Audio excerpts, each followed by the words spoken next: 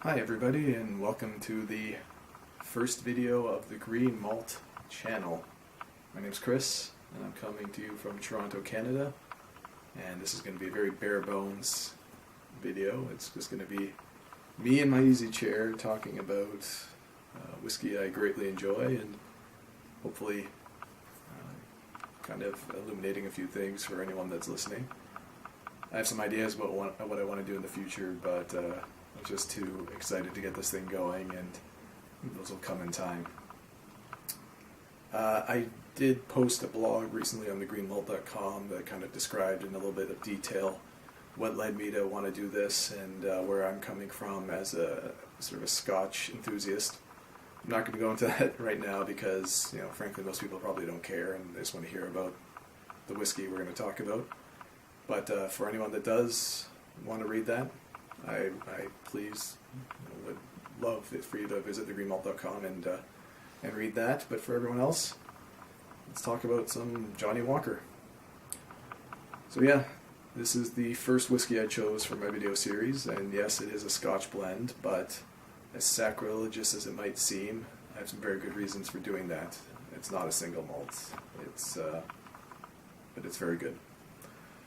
So there are a few criteria that I kind of use when I'm deciding on what I want to talk about, and the first of those is accessibility, both in terms of sort of its drinkability, its availability, and its quality. Right? So this is a Johnnie Walker product, so it's available everywhere. I mean, that wasn't true a few years ago. They did discontinue this in 2013, but thankfully, I'm very happy about this. They brought it back about a year ago. In terms of value for money, though it's a blend of 4 single malts: Caol, Talisker, Linkwood, and Cragganmore.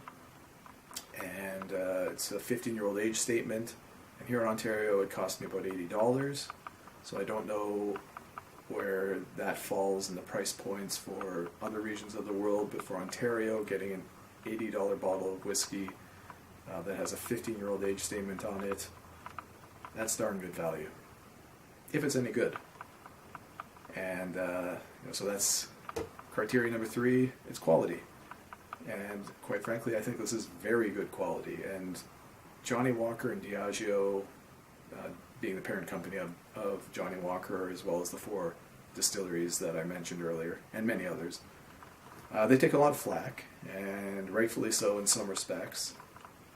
But what they do very well is produce a product of consistent quality. It might not be the most exciting, and they might have some practices that we don't like chill filtering their whiskey, which this is, and coloring their whiskey, which this is. Yes, they do those things, and it isn't great, but depending on what your expectations are, that may or may not matter. This, for all of its flaws, being chill filtered and colored, is still an excellent drinking Scotch. It's bottled at 43%, so it's a little bit higher than the 40% baseline we see at a lot of entry-level Scotches, and this is priced more or less around an entry-level Scotch. A little bit above, not much. For all of that, it is very easy drinking, combines very nicely the character of its 4 constituent malts, 2 of those being sort of Highland character malts, the Linkwood and the Cragganmore, Highland Speyside region, and combines those with the Caol and the Talisker of the Islay areas. I mean, I know Talisker is on Skye, so not strictly an Islay malt, but still it's same region, same characters. When I was in Scotland this past summer, I did have the opportunity to visit both Talisker and Cragganmore. They're both very interesting experiences, totally different. And I gotta say, Cragganmore is probably, of the 12 or so distilleries that we visited across all of the regions, quite frankly, of the Scotch production, was probably my favorite, was Cragganmore. It was a fantastic experience.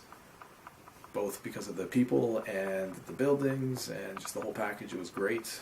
And I'll probably put a post up on the blog just so I can post up some pictures, and then include in there a review of the distiller's edition, or the distillery exclusive bottle that I picked up while I was there.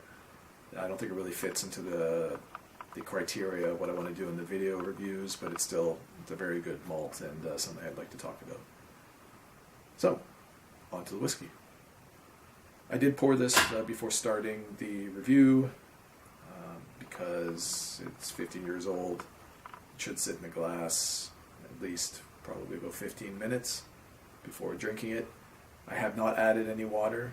I usually don't. I found that that's my preferred way of drinking this particular blend.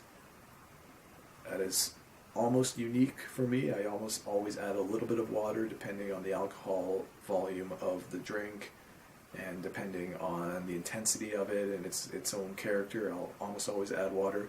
This, I find, can take a little bit of water, but more than a few drops or half a teaspoon or so, and it just waters it right down. So I didn't find that the water added a lot of character as far as bringing out some of the flavors of it.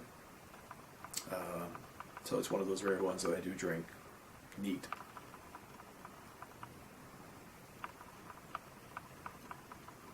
The nose is very much a distinctive Cragganmore nose. A lot of heavy, malty cereal notes. Some vanilla, definitely. A little bit of like lemon rindy, citrusy notes, maybe a little bit of green apple there. And only a touch of smoke.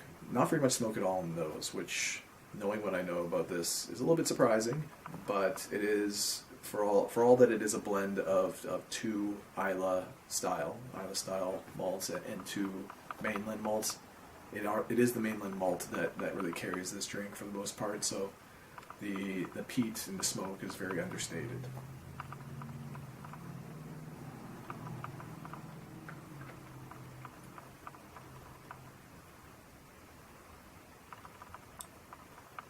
The arrival and development is very consistent with the nose. It's the same characteristics. It's very much the Cragganmore that I experienced when I visited the distillery. A really creamy, really malty and cereal heavy arrival. It's very pleasant. A little underlying hint of vanilla. Something else there. Like I said, I'm an enthusiast, but not an expert, so some of these underlying notes elude me.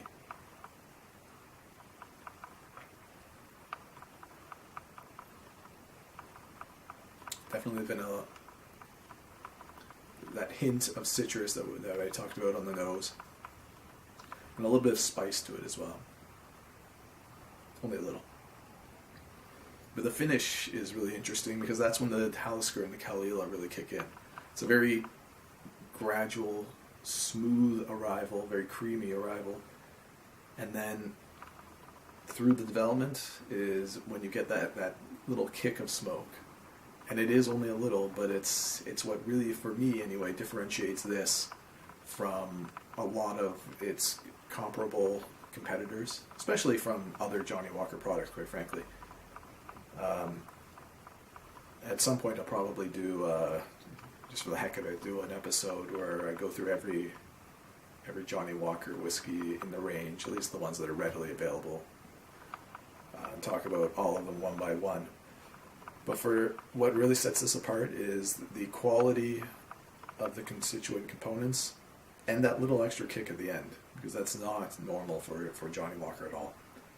And for something that you might want to have at home on the bar just to sip while watching Netflix or something, or heck, while watching a YouTube video on whiskey. This is something that is easy drinking enough that you don't really have to sit down and try to pick it apart and be challenged by it. But there's enough to it, enough complexity to it that it'll keep you engaged while you're drinking it. It's not so bland or one-dimensional that you may as well be having a bar rail whiskey on the rocks. It's just very well done, quite frankly.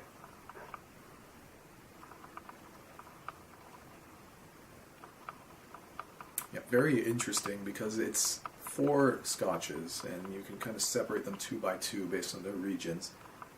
It's almost like sets of 2 scotches that were blended together, but